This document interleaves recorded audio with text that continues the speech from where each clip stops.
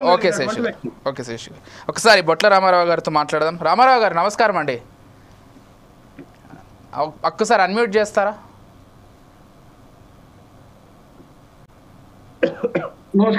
నమస్తే నమస్తే అండి.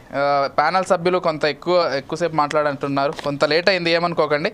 రైట్, ఏదేమైనప్పటికీ ఎస్ విషయం కూడా మొత్తం వినే ఉంటారు వారు ముగ్గురు మాట్లాడింది కూడా అదే. జగన్మోహన్ రెడ్డి గారి దగ్గర నుంచి విజయసాయి రెడ్డి గారు అంత దూరంగా జరగడానికి లేకపోతే వెళ్ళిపోవడానికి గల కారణాలు ఈరోజు జగన్మోహన్ రెడ్డి గారు చెప్తున్నట్లు కేవలం భవిష్యత్తులో రాజ్యసభ సీటు రాదనేటువంటి ఒక ఆలోచనతోటే విజయసాయి రెడ్డి గారు వెళ్ళిపోయారనేది అది ఎందుకో అంతలా ఎవరికి ఎక్కట్లేదు. అది వాస్తవం కూడా కాదనేది ప్రతి ఒక్కరు కూడా అభిప్రాయపడుతున్నారు. ఈవెన్ మీ సొంత పార్టీలో కూడా అలాంటి అభిప్రాయమే వ్యక్తం అవుతుండొచ్చు అని మరో మాట కూడా చెప్పారు. చంద్రబాబు గారికి లొంగిపోయారు, కూటమికి లొంగిపోయారని. అంటే లొంగిపోవడం అంటే ఏ రకంగా లొంగిపోవడం అనేది నాకు అర్థం కాలేదు. మీరేమైనా వివరించే ప్రయత్నం చేస్తారా? రాజకీయంగానా లేకపోతే ఆయనకున్నటువంటి ఆర్థికంగా చేసినటువంటి నేరాలకు సంబంధించి ఆయన లొంగిపోయారనేటువంటి అభిప్రాయమా? ఏంటి ఆ లొంగిపోవడం అంటే? ఇక్కడ ఒకటండి, మా నాయకుడు వైఎస్ జగన్మోహన్ రెడ్డి గారు పాలిటిక్స్ ని చాలా క్రిస్టల్ క్లియర్ గా నడపాలి, రాజ్యాధికారంతో సంబంధం లేకుండా ట్రాన్స్పరెంట్ మెథడ్లో రాజకీయాలు తీసుకోవాలనేటువంటి ఆలోచన విధానంతో ముందుకు పోతా ఉన్నటువంటి అంశం ఉంది. దీంట్లో విజయసాయి రెడ్డి గారు ఒక ఆడిటర్ గా ప్రస్థానం మొదలుపెట్టి తదుపరి ఆయన ఏదైతే రాజశేఖర రెడ్డి గారి జమానాలో టీటీడీ మెంబర్ కావడం, అట్లాగే జగన్మోహన్ రెడ్డి గారు ఏదైతే వైఎస్ఆర్ కాంగ్రెస్ పార్టీ పెట్టిన తర్వాత ఆ పార్టీ ప్రధాన కార్యదర్శిగా నియమితులవి, ఆ తర్వాత రాజ్యసభగా కూడా ఏదైతే అపోజిషన్ లో ఉన్నప్పుడు కూడా రాజ్యసభగా పంపించినటువంటి పరిస్థితి ఉంది కష్టకాలంలో కూడా. అంటే విజయసాయి రెడ్డి గారికి ఒక సామాన్యమైనటువంటి కుటుంబం ఇచ్చినటువంటి వ్యక్తికి జగన్మోహన్ రెడ్డి గారు ఆసరాగా నిలబడి అండదండలు ఇచ్చి ఆయన యొక్క నాయకత్వాన్ని ముందుకు తీసుకుపోయే దాంట్లో, ఆయన యొక్క తెలివితేటలని గమనించి ముందుకు తీసుకుపోయే దాంట్లో జగన్మోహన్ రెడ్డి గారు ఎక్కడా కూడా ఆయన విషయంలో ఎక్కడా అడ్డు పెట్టలేదు. ఎందుకంటే జగన్మోహన్ రెడ్డి గారు జాతీయ అధ్యక్షుడు అయితే జాతీయ ప్రధాన కార్యదర్శి ఒకే ఒక్కరుగా విజయసాయి రెడ్డి గారిని కూడా నియమించి, అట్లాగే పార్లమెంటరీ పార్టీ లీడర్ గా ఢిల్లీలో కూడా నియమించి ఆయన మీద నమ్మకంతో అప్పగించినటువంటి ఇచ్చిన ప్రాధాన్యతలో ఏ డౌట్ అక్కర్లేదు, చాలా ప్రాధాన్యత ఇచ్చారు విజయసాయి రెడ్డి గారు. సామాన్యమైన ఒకటండి, ఇక్కడ ఒకటి ఈ రాజకీయాల్లో ఏంటంటే వయసు మీద పట్టము కారణం కావచ్చు, లేకపోతే బ్లాక్ మెయిలింగ్ కావచ్చు. ఇప్పుడు మన రాష్ట్రంలో బ్లాక్ మెయిలింగ్ పాలిటిక్స్ నడుస్తుంది. ఎందుకంటే వాస్తవంగా యథార్థవాదులందరినీ కూడా జైల్లో పెట్టి పాత ఎమర్జెన్సీ అంటారు కదండి, అట్లా అప్పటికటైతే ఎమర్జెన్సీ మన ఆంధ్రప్రదేశ్ రాష్ట్రంలో జరుగుతున్నటువంటి మాట వాస్తవం. జగన్మోహన్ రెడ్డి గారు చాలా క్లియర్ గా ఉన్నాడు, నేను ఏ పార్టీతోటి జతకట్టను, నేను నా విధానంతో ఏదైతే గతంలో చెప్పినటువంటి అన్ని హామీలను అమలు చేశాను, అమలు చేయలేనటువంటి హామీలను ఇవ్వను, అబద్ధాలు చెప్పనటువంటి విధానంతో రాజకీయాలు చేయాలని ప్రజలకు కూడా ఆ వైపుగా కూడా అట్లా కాదండి. రామారావు గారు సంపూర్ణ మద్యపాన నిషేధం అని చెప్పిన మీరు ఈరోజు అదే మద్యపాన నిషేధానికి సంబంధించి అదే మద్యపానం కేసులో ఈరోజు వైసీపీ వాళ్ళు ఇంతమంది వెళ్తున్నారు లిక్కర్ స్కామ్ జరిగిందని. ఇక్కడ హామీకి ఇప్పుడు జరిగే కేసుకు పొంతనే లేదు కదా. నిజంగా మద్యపాన నిషేధం జరిగింటే ఈరోజు లిక్కర్ స్కామ్ ఉండేదా లేకపోతే ఈ చర్చ ఉండేదా? విజయ్ గారు మీరు కూడా అర్థం చేసుకోవాలా, ఇక్కడ లేని కేసుని సృష్టించారు. తిట్టనటువంటి అది ఎవరు ఏర్పాటు చేశారండి? ఈ రాష్ట్ర ప్రభుత్వం తమకు అనుయాయులైనటువంటి పోలీసు అధికారులతోటి తిట్టి ఏర్పాటు చేశారు. అసలు దీనికి లావు శ్రీకృష్ణదేవరాయలను పావుగా వాడారు. ఆయన ఎందుకు ఈ రోజు కూటమి ప్రతినిధులు కానీ ప్రభుత్వం కానీ ఎందుకు ముందుకు తీసుకురావట్లేదు?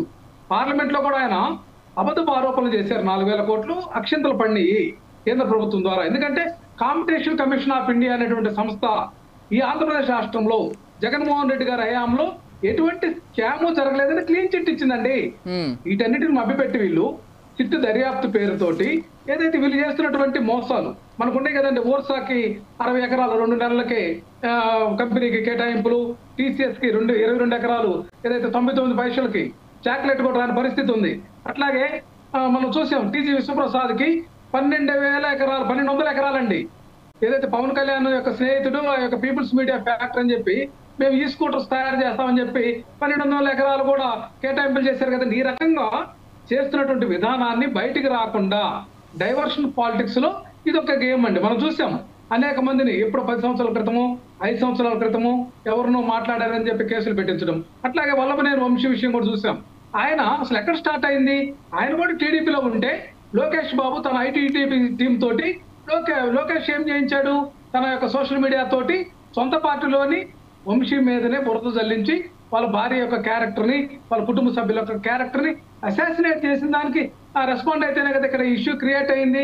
వల్లభనేని వంశీది ఇటువంటివన్నీ ఉన్నాయండి. ఎవరు స్టార్ట్ చేశారు అనేది మనం గమనించాలి. ఇప్పుడు మేము చెప్పేది ఏంటంటే ఇక్కడ ఒక్క దర్యాప్తు అధికారులకు ఒక్క ఆధారం కూడా ఈ రోజుకి అది ఆధారాన్ని నిరూపించలేదు. మేము జగన్ గారు చెప్పేది కూడా అదే టీఎంఓకి దీనికి అసలు సంబంధం ఏంటి? ఇది ఏపీ బెవరేజెస్ కార్పొరేషన్ లిమిటెడ్ ఏదైతే డిస్టిలరీస్ నుంచి చేసినటువంటి వ్యాపారాత్మకమైనటువంటి అంశాలని వీళ్ళు స్కామ్ అంటారు ఏంటండి? ఇప్పుడు కూడా జరుగుతుంది కదా. ఇప్పుడు ఎంత స్కామ్ జరుగుతుంది? అసలు గ్రామాన బెల్ట్ షాపులు పెట్టి అట్లాగే వైన్ షాప్ కి అనుసంధానంగా మినీ బార్ అండ్ రెస్టారెంట్లు పెట్టి తెలుగుదేశం పార్టీ కార్యకర్తలు, నాయకులు, అట్లాగే ఎమ్మెల్యేలు ప్రతి నియోజకవర్గంలో కూడా ఉన్న షాపుల ఆదాయంలో వచ్చినటువంటి వాటాను 20%, అట్లాగే రైస్లో ప్రతి నియోజకవర్గం నుంచి 30 లక్షల రూపాయలు, ఈ రకంగా ఇసుక విషయంలో కూడా కోట్లాది రూపాయలు దోచుకుంటున్నటువంటి పరిస్థితిని డైవర్ట్ చేస్తున్నారు. వీళ్ళకాడ నిజంగా చిత్తశుద్ధి ఉంటే నేను సూర్యనారాయణ గారిని, చందు గారిని కూడా అడుగుతున్నా. సెబ్ అనేటువంటిది జగన్మోహన్ రెడ్డి గారు ఏర్పాటు చేసి వైఎస్ఆర్సీపీకి సంబంధించినటువంటి వ్యక్తుల మీద కూడా కేసులు నమోదు చేసి ఇసుక కానీ మద్యం విషయంలో కానీ ఎక్కడైనా సరే లోపభూయిష్టమైనటువంటి విధానం కనుకుంటే అరెస్ట్ చేయించినటువంటి ఘనత మా నాయకుడు జగన్మోహన్ రెడ్డి గారికి దక్కుతుందండి. వీళ్ళు ఎందుకు సెబ్బులు రద్దు చేశారు ఈ గవర్నమెంట్ వచ్చినాక? సెబ్ అంటే ఎక్సైజ్ డిపార్ట్మెంట్ నుంచి ఇసుక మరియు లిక్కర్లు అవకతవకలు కానీ, దొంగ వ్యాపారం కానీ, బెల్ట్ షాపులు లేకుండా నియంత్రించడానికి మేము చేసాం. దాన్ని తూట్లు పొడిచారు కదండి. గతంలో ఎన్టీ రామారావు హయాంలో ఏదైతే లిక్కర్కు సంబంధించి మద్యపాన నిషేధం విధిస్తే దాన్ని కూడా తూట్లు పొడిచిన చంద్రబాబు నాయుడు గారు ఈ రోజు కూడా తూట్లు పొడవడానికి మా మీద ఆరోపణ చేస్తుంది. మేమేం చెప్పామంటే దశల వారీగా మద్యాన్ని సామాన్య మానవులకు అందుబాటులో లేనటువంటి ధరలో తీసుకొచ్చి ఏదైతే స్టార్ హోటల్స్ లో మాత్రమే అమ్మే విధంగా స్టెప్ బై స్టెప్ తీసుకొస్తామని చెప్పాం. మేమేం మాట తప్పట్లేదే. ఆ విధానంగా ప్రజలు చైతన్యం చేశాం కదా. మేము మద్య విమోచన ప్రచార కమిటీ పెట్టి మొత్తము రాష్ట్రం అంతా కూడా ప్రచారం చేశాం కదా. మద్యం వల్ల కలిగేటటువంటి దుష్పరిణామాలు కానీ ఆ విషయంలో మేము స్పష్టంగా ఉన్నామండి. ఇక్కడ వీళ్ళు వచ్చేటప్పటికి పసుపు రంగులు అంటున్నారు సూర్యనారాయణ గారు. వైఎస్ఆర్సీపీ రంగులు వేశారు అంటున్నారు. పసుపు రంగులు కనపడలేదండి. ప్రతి స్కూల్ కి, ప్రతి పంచాయతీకి, కుట్టు మిషన్లకి, అట్లాగే ఏదైతే మనకు ఆర్ఓ ప్లాంట్స్ కానీ, వాటర్ ట్యాంకులు కానీ గ్రామాల్లో అట్లాగే చూసాం మనం. చాలా వాటికి రంగులు వేసే విధానం ఏంటంటే స్కూళ్ళకి కూడా వేస్తున్నారా? కట్టారండి. శ్మశానాల్లో కట్టినటువంటి స్కూళ్ళకి ఏదైతే ఫ్యూనరల్కి సంబంధించిన బిల్డింగ్ స్కూళ్ళకి ఎక్కడైనా వేశారా? పూర్తిగా పట్టింది. నేనేమంటున్నానంటే మీరు అబద్ధాలు మాట్లాడటం మానేయాలి ముందు. నేనేమంటున్నానంటే జగన్ గారు అభద్రతా భావం, జగన్ డైనమిక్ లీడర్ అండి. మీరు అభద్రతా భావంలో ఉన్నారు. ఆ మేకపోతు గాంభీర్యం అంటున్నారే, ఇట్ ఈస్ రాంగ్ వాయిస్. నేనేమంటున్నానంటే జగన్మోహన్ రెడ్డి గారు ఒక సత్యంతో ఉన్నారు. మీకన్నా దమ్ము చెప్పనివ్వండి సూర్యనారాయణ గారు, చెప్పనివ్వండి. సూర్యనారాయణ గారు మీరు మాట్లాడేటప్పుడు సరే లేదు చెప్పండి కలగ చేసుకోలేదు, చెప్పండి. గమనించండి, జగన్మోహన్ రెడ్డి గారు ఒక ట్రాన్స్పరెంట్ మెథడ్ లో వెళ్ళేటటువంటి వ్యక్తే గాని మీలాగా తోక ముడిచి 4 పార్టీలతోటి 40 రకాలుగా మళ్ళీ సొంత మనుషుల్ని వేరే వేరే పార్టీలో పెట్టి క్షుద్ర రాజకీయాలు చేసేటటువంటి సంస్కృతి జగన్మోహన్ రెడ్డి గారు లేదు. విజయసాయి రెడ్డి గారి అంశమే కాదు, ఎవరి అంశంలోనైనా ఆయన నిక్కచ్చిగా. రామారావు గారు మరొక విషయం అండి. రామారావు గారు ఎందుకు రాజీనామా చేసి మీరు మీ పార్టీలో రామారావు గారు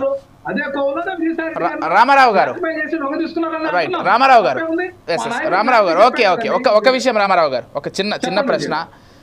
చాలా బలంగా జరుగుతున్నటువంటి మరో ప్రచారం ఏంటంటే జగన్మోహన్ రెడ్డి గారు ఒక కోటరీని మాత్రమే నమ్ముతున్నారు, వాళ్ళ వల్ల జగన్మోహన్ రెడ్డి గారు కూడా నష్టపోతున్నారు, పార్టీ చాలా తీవ్రంగా నష్టపోతోంది, కొంతమందిని నమ్మి అందరినీ దూరం చేసుకుంటున్నారు జగన్మోహన్ రెడ్డి గారు అనే ఒక చర్చ ఉంది. మీరు మీ పార్టీ తరపు నుంచి ఈ ప్రచారానికి సంబంధించి ఏం చెప్తారు? వాస్తవంగా జరుగుతుంది అనుకుంటున్నారా, లేకపోతే అలాంటిది ఏం లేదు, జగన్మోహన్ రెడ్డి గారు అంతకు మించి తెలివైన వాళ్ళు అనుకుంటున్నారా? ఏం చెప్తారు? ఇక్కడ ఒక అంశం అండి, జగన్మోహన్ రెడ్డి గారు చాలా క్లియర్ గా ఉన్నారు. ఆయన తన కుటుంబ సభ్యుల్ని ఏదైతే వారసత్వ రాజకీయాలకి వ్యతిరేకంగా ఆయన ప్రయాణం చేస్తూ ఉన్నాడు. ఎందుకంటే తాను రాజకీయాల్లో ఉన్నప్పుడు తన కుటుంబంలో కాదు మిగతా వాళ్ళందరినీ ప్రోత్సహించాలనే ఆలోచన విధానంతో అందరికి కూడా కీలకమైనటువంటి బాధ్యతలు ఇచ్చారు. ఇక్కడ కోటరీ అనేటువంటి ప్రస్తావన కూడా అది మంచిది కాదు. ఎందుకంటే విజయసాయి రెడ్డి గారు ఏమనాలా, ఆయనే కదా ఇది తీసుకొచ్చింది, ఆయన చుట్టూ కోటరీ ఉందనే మాట ఫస్ట్ టైం మేము వింటున్నాం. కోటరీ కాదు, ఎవరు ఎంత పని చేయగలుగుతారో వాళ్ళకి అంత పని అప్పచెప్పేటటువంటి విధానం ఉంది. పని చేసే వాళ్ళని కోటరీ అంటే ఎట్లండి? నేనేమంటున్నానంటే కోటరీ రాజకీయాలకి జగన్మోహన్ రెడ్డి గారు వ్యతిరేకం. ట్రాన్స్పరెంట్ మెథడ్లో ప్రజాస్వామ్య విధానాల్లో ప్రజాస్వామ్య పరిరక్షణ కోసం ఎంత దూరమైనా పోవడానికి, తాను ఎన్ని కష్టాలు పడటానికైనా, ఎంత నష్టమైనా సరే ప్రజలకు ముందు వైపు మార్గదర్శకం చేయటం, మంచి రాజకీయాలకు తానే నాంది పలకటం అనేది ఈ రాష్ట్రంలో జరుగుతుంటే వీళ్ళకి ఇది రుచించట్లేదండి. ఎందుకంటే రాజకీయాలు వీళ్ళు చేస్తున్నటువంటి విధానం ఏంటంటే కేవలం రాజ్యాధికారం కోసం తమ సిద్ధాంతాలన్నింటిని మరిచి వీళ్ళు చేస్తున్నటువంటి ప్రయత్నం మనం చూస్తా ఉన్నాం. ఎందుకంటే భారతీయ జనతా పార్టీ సిద్ధాంతం వేరు. వీళ్ళు ఏదైతే సూపర్ 6 పథకాలు ఉన్నాయి వీటికి మా మద్దతు లేదని చెప్పి ప్రచారం చేశారు. భారతీయ జనతా పార్టీ కేంద్రంలో ఏదైతే మనకు ల్యాండ్ టైటిలింగ్ యాక్ట్ తీసుకొచ్చిందండి, ఆ యొక్క యాక్ట్ ను కూడా వీళ్ళు ఇక్కడ అభిశంసించేదంతా తప్పు, జగన్మోహన్ రెడ్డి గారు భూములు లాక్కుంటారని ప్రచారం చేసి నిన్న పెంసాని చంద్రశేఖర్ గారు స్టేట్మెంట్ ఇచ్చారు కదండి, అది మంచి పరిస్థితి, ల్యాండ్ సర్వే వల్ల చాలా సమస్యలు తీరిపోతాయని. ఈ ల్యాండ్ టైటిలింగ్ యాక్ట్ ఏంటంటే రైతుల సమస్యలన్నీ తీరిపోయి క్లారిటీగా వస్తుంది. అసలు ఈ రోజు ఒక పట్టాదారు పాస్బుక్ అని రైతుకి కనీసం 10,000 దాకా వసూలు చేసుకొని ఈ నాయకులంతా కూడా, కూటమి నాయకులంతా కూడా రైతుల్ని దోచుకుంటున్నటువంటి పరిస్థితి ఉంది. ఒక్క పాస్బుక్ నన్నా ₹1 ఖర్చు లేకుండా, లంచం లేకుండా ఇచ్చే పరిస్థితి రాష్ట్రంలో ఉందేమో. సూర్యనారాయణ గారిని కానీ, కూటమి నాయకులు చందు గారిని కానీ ఎవరైనా చెప్పమన్నట్టు చూద్దాం, ధైర్యం ఉందేమో. ఇది చెప్పలేరు. వీళ్ళ ప్రభుత్వం అంతా కూడా అరాచకమైంది. ఇసుకతోటి దోచుకోవాలి,